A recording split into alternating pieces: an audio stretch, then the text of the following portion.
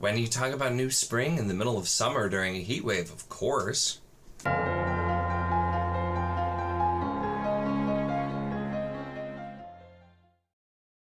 Hello and welcome to my channel. In this video I am going to be talking about new spring. So I will note that this video is going to be predominantly non-spoiler just because of the fact that this is the prequel. I am operating under the assumption that you've read the first 5 books because of the fact that that's where we're reading it in the buddy read. So I will mention some things that do happen within those books, but it's all pretty vague and not super spoilery. But typically with these, let's talk about videos, I'm kind of just not censoring myself with spoilers, at least for the part that we've been to, so just be aware of that. Now this is the prequel novel to the Wheel of Time. I'd probably still call it a novel. It's definitely shorter, but still counts. But this is the prequel to the Wheel of Time, and this is the book that we had in the buddy read, which is kind of the customary place that you'll see New Spring put is usually going to be after book 5. Which once you read book 5, usually you'll figure that out. But this is one of those books where it's not necessarily essential to the story. It's definitely something that I wouldn't read prior to book 5, but also it's usually good to read if you're rereading the series. I always like to reread this then first to kind of start it off for the most part, but since we had people joining for the first time, we did it after the 5 mark. This is one of those books too where as a prequel it I think does a lot of interesting things, and I already said it's not really essential to the story, but what it does is gives us a lot of background and lets us see a couple of characters that we see throughout the story in a completely different light, that being Moraine and Lan specifically, as well as Siuan Sanche and some other members of the White Tower. So this book takes place 20 years before the Eye of the World, and it really is showing the events of what started the search for the Dragon Reborn, which is where we kick off in the Eye of the World 20 years later. So it kind of shows that, but in the Eye of the World, we start with Moraine and Lan, who are very mysterious. They come in, and it's very, very different from the kind of story. I mentioned this in my Eye of the World video. This isn't a kindly wizard like in Lord of the Rings, Gandalf coming to help. This is, a very mysterious figure, an Aes Sedai.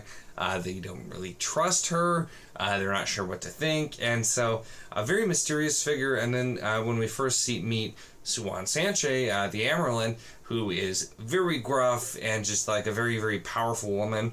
Lan, who is very dangerous and just like very stone-faced, is what we're always talked about in there with the description of him, especially if Nynaeve is describing him, very stone-faced. So it's these characters, as well as some others, but those are the main ones that we really get to see in a different light in the past, how they kind of became who they are. And so I think it does a lot to flesh out a lot of what's it's in the story and find out later, but it's not the kind of thing that you want to know too early, so to speak.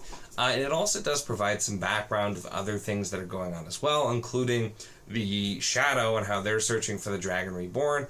And the book starts taking place during the Ale War, and so that's also something you get to kind of see, an event that's been mentioned for sure, but not anything that we've actually really gotten to see before. Another cool thing that we get to see here that we have not seen in the books up to this point is the testing to become Aes Sedai, which is something as well that gets mentioned, but nothing that we've actually seen. We did get to see the testing for Accepted, which was some cool scenes that I enjoyed, but we get to see this differently now, and kind of how that works as well, so that's always an interesting thing.